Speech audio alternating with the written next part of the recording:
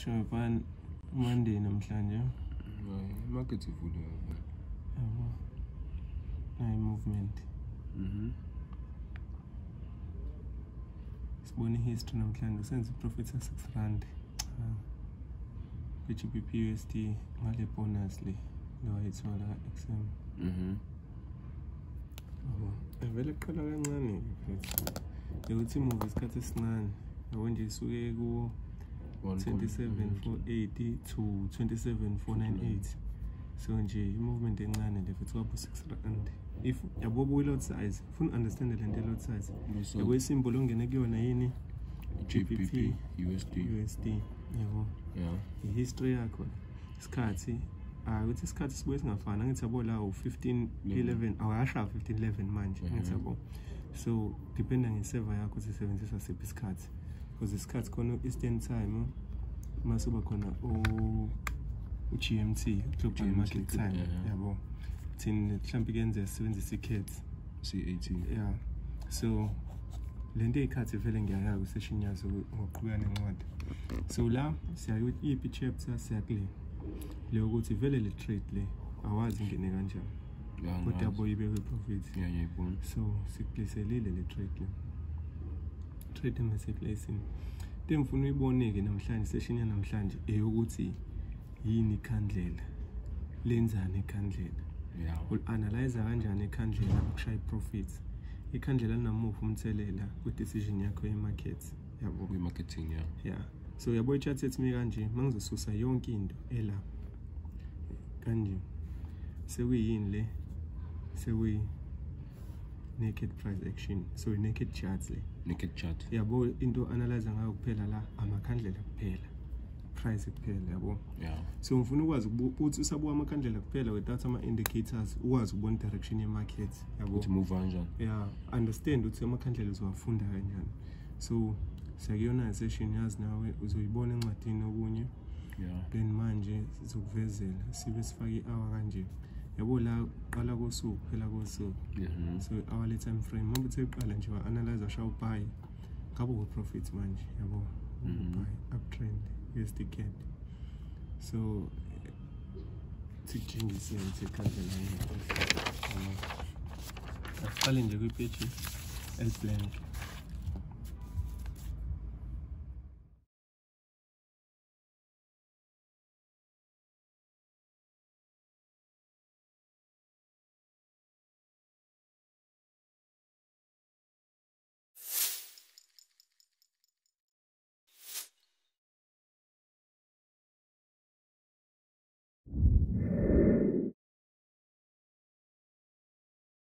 Kumele ngimapha ama questions ngekhandlela ngizimina ufuna ungitshela ukuthi lisebenza kanjani kahle ikhandlela.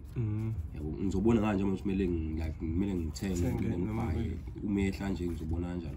Kumele uthenge kumele ubuy kumele ngisele kumele ngibuy awukudideka phela first uyayitolikela ile nto engifuna ukuthi kumele ngempela okay asiqale lana kuze sazi ngale ikhandlela uthini ngizoqala nje silidwebe phetha yabo silifaka nje sithi ikhandlela lethu leli ikhandlela lethu yabo ikhandlela lokuqala ulibuka kanje phetha likuvezelana ulibuka kanje yabo lizokuvezela ilow yakhona le yabo ilow yakhona mase kube high yakhona yeah vele phela yabo ukuma kwalo muzolibuka kanje kune low kune low yeah ngoba phela uyazi ukuthi lento represent price yabo so mase kuba khona lento ekuthiwa ama wicks kanje or ama shadows lento represent ukuthi price kuyafika la then yachika so ukhona lama video kuqala vele futhi khona ama link below la uzobona kuyachaza lo ukuthi iweek into kanjani so masithi kanje high yethu le high then low yabo nje ikhandlela ubulona nje lilodwa manje sekukhona izinto siyibona asikalibona ukuthi yipi direction yalo asinendaba umbala walo ukuthi imuphi sesiyabona kodwa ukuthi ikhandlela line high line low yabo then mase liba nani yini ehlukanisa ikhandlela enyukane lehlayo ngeopinion yakho Kihlukanisa kanjani? Like ekwenza ubone ukuthi le khandlela liyehla leliyanyuka. Umbala phela. Yabona. So nalapho uqinisile depend ngombala wakho ukuthi Kuthi usethi kanjani. Asithi nembala efanayo ke u2 ungahlukanisa kanjani? Nembala efana u2. Lawa ehlayo anayishandisi le lokuzana le inde lawo imibheki. Asenze kanje. Yabona mfethu into ehlukanisa amakhandlela akho. Umbala wakho important, yabo. Uzothola i-chart yomuntu mhlawumbe esebenzisa umaroon kuphela. Nomenye mhlawumbe umunye brown. Yabona ukuthi usebenzisa green no red noma black and white. Lokho akusho lutho. So into ehlukanisa mfethu i-direction ye-market. Asithi ikhandlela enyukayo uzobona ukuthi libe ne-open lezansi. Livule lezansi livale phezulu. Yabo direction yali yapi? Uptrend. Then leli lehlayo uzobona ukuthi livuleke phezulu livale izansi. I-direction liyehla lelo. Leli ehlayo liyavala izansi. Liyavala izansi. Leli linye livula phezulu. Ukuvula kwalo into kanjani into kanje na market. Yabo. And ikhandlela determine period esisebenzisa manje uba i-hour ngithi yabo. So uzothatha i-hour ukuthi leli khandlela leli livaleke. So samthe ikhandlela le minutes. So one yabo nje ku 5 minutes izothi 6 minutes zobe selivaleka leli. Yalibo uvuleka kwalo kephi? Yila. Ngithi yabo i-week fela vuleka la nyuka la phelelwa amandla phinde lehle yabo. Yabuya. Li red ngoba lisehla. Ukwehla kwalo li below i-open. Yabo man li below i-open lelikhandlela.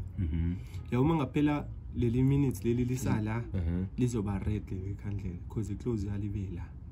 Asilibuke kahle nje futhi kuze kuphele leli minutes sibone.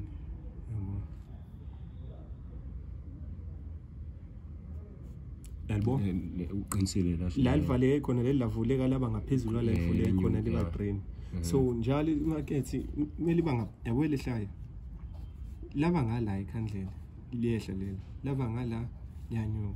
Back to the definition of market, market meaning we are buyer, yabo, vele siyayona with demand and supply, we understand the lesson. So ngilenze libe kanje le. Yabo ngilenze libe kanje. Then ukubuka kwakhe ikhandlela mfethu uqala wakho ukubuka ikhandlela yabo njengala ikhandlela mfethu likutshengisa i-strength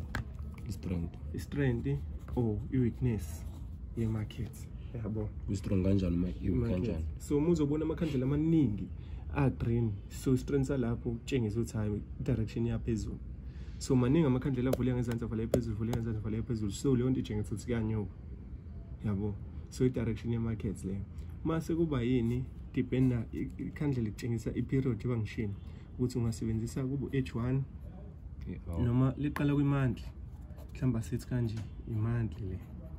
Monthly time frame mase kuphinde kube yini weekly time frame yabo kube day kube ilento le kube day kube 4 hours yabo.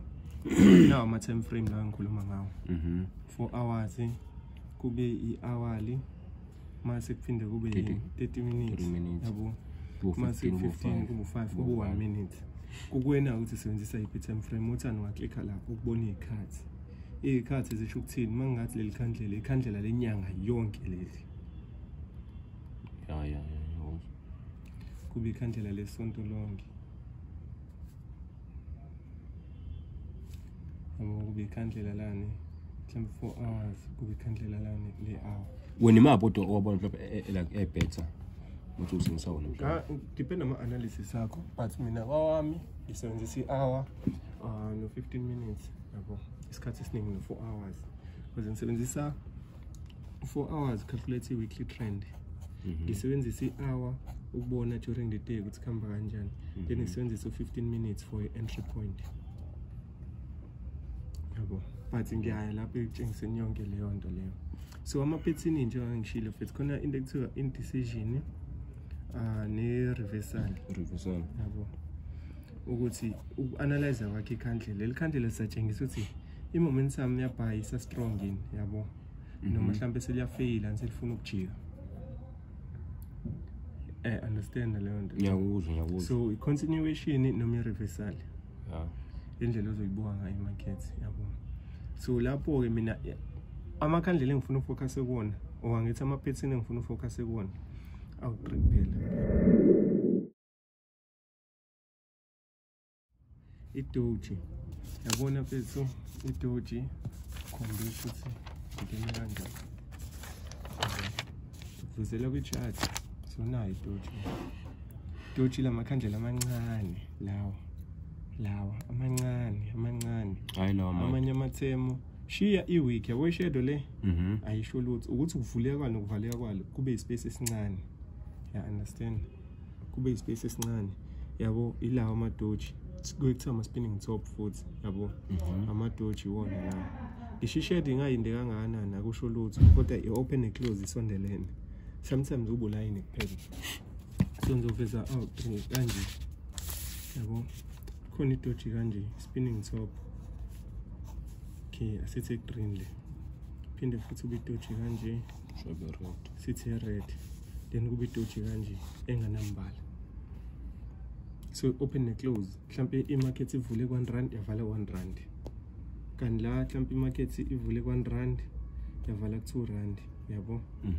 La yavula R2 yavala R1. Yeah, understand? Ngakahle phela la kufanele ukuthi vele kufanele usayimove kahle. Imove but yagcina yabuyela live le khona. Oh yeah, understand. So into kanjalo yenzakala. So ipincwadi ikhona la ivuliwe. Yeah, ikhona incwadi la. Ivuliwe i-PDF uthas. Funa sirefer encwadini la kuze sibuke lezi zinto lezi doji sibuke encwadini khona sikwazi ukuqhubeka kahle. Alright. Akwaba nayo incwadi nali pages kulona ilezi kahle yabona. Yeah. Nawo lamakhandlela engikhuluma ngawo. Yabo ilawo. So lamakhandlela umathatha. So idoji iyona idoji isignal ngabe yabuy or sell depende kwizone ukuthi kephi. Yabo. Then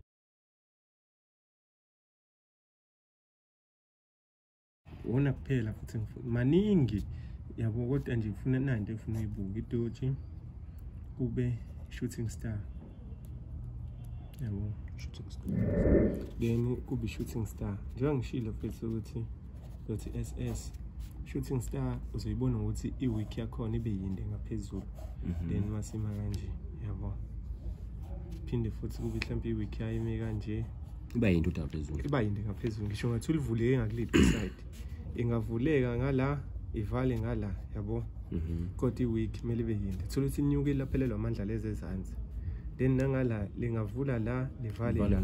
Kodwa thola ukuthi liqalile la laphelelwa amandla. Leyo nto representa like ibile namandla ukuzama ukunyuka still yahluleka then shoot ama-sellers ayiphusha ukuthi iyezansi. So shooting star fethu isignal ya sell. Sell. Yeah.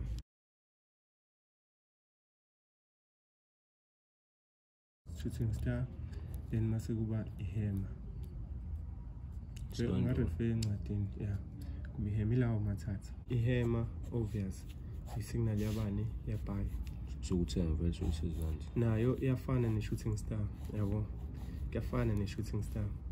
Ukuthi yabo yona izamile ukwehla imarket yaphusheka siphelelwa amandla yabo yazama yona. Siphelelwa amandla. So nje nala kuyafana open ngaclose la tshengisa kona ukuthi power sekukhomba phezulu yabo. I-week determine ngale week nge-shadow ukuthi market yahluleka kuhlala izansi. Uyathenga nje yeah. No, open and close direction yezansi. So la isignal yabani yabuy. Now ngishusha isando bese uyazi ukuthi uyehla yanyuka ihema yabo. Sibuyele kwi-chart sibheke yabona njengala nayi baqhamukela kuyona. Ngasho ukuthi yona le semsewa ama-turning point. Yabo mase kuba into nanto engifuna ukuvezela kahle nayi yabo i-weekend yabo Sunday. Nanto engifuna uyibone RRT. Iyona into ila ifana nothi local market. Yabo nje kuthiwa i-railway yabo judge estimela. I-open ne-close yabo nje lezansi kumele imarket ikwazi ukuqondana kanje ngezansi. Leli khandlela elinye kumele kuqondane. So ukuqondana kwakho kanje kufana nokuthi price local sizojika njengala siyathena hlahle. Siyathena yabo ufika yathi kanje turning point. Vele phela ukufunda kona ama-turning point ukwazi kanje yabo RRT. So i-pattern ke kuyiyona esemqoka kumele uhlezi uyibuka kakhulu ngoba yona ekudetermine lapho ithi i-reversal nokuthi market izoyaphi iyaqhubeka noma yabo. So yilokho ke then sibone chapter 1 ngiyasearch chapter 1. So RRT then uma market patterns. So if ezolandela la so sesiya chapter 2 market forces senze ukutshengisa amazone ukuthi determine kanjani izone yabo, ngoba into ebalekile ungawazi lento lehema kanjenani, kumele wazi ukuthi yipi izone because ungayibona ihema endaweni yani yelento le supply wena mase ushawubhayi la kanti market manje chike izansi yabo. So awunawo ama questions alo sakushaya manje ngoba unye uzokwazi ukuphendula yona. Kukhona into eyenziwa mina uthe uma sijika ubona kanjani amaluzana ama kanjani amakhandlela ama kanjani uma sijika lesi mhlawumbe nje manje kasingeni la le chart beka la phone if sijika ukuthi lese nje uyabona nje ngabona la ibese ngabona kanjani mhlawumbe ukuthi manje isiyajika yabo nje bafethu uanalyze le khandlela for anokuqala ngothanda lo mbuzo ngoba uzophenduleka kakhulu kulento esizoyenza. Yabo nje kade ngisho ukuthi mhlawumbe ungayibona ihema la phakathi nendawo so lapho ayisho lutho ngoba iphakathi nendawo kunzima ukupredicta leyo nto. Njengala i-cards lezi ayisival market so wazo identify as ubuy la yabo but yavula imarket nje usivulile ngithe idoji nehema angithi ama turning point la ijika na idoji la ngiyayibona yenze njani markets after lock it goes up le nto aduyibuza ke manje adothini ubona kanjani masijika. So la makhandlela la ukutshengisa ngithi lindela amathathu kungabe idoji ngabe shooting star ngabe ihema mase kuba yipattern ethi RRT yabo le combo le iyona ekutshela ukuthi market isiyajika.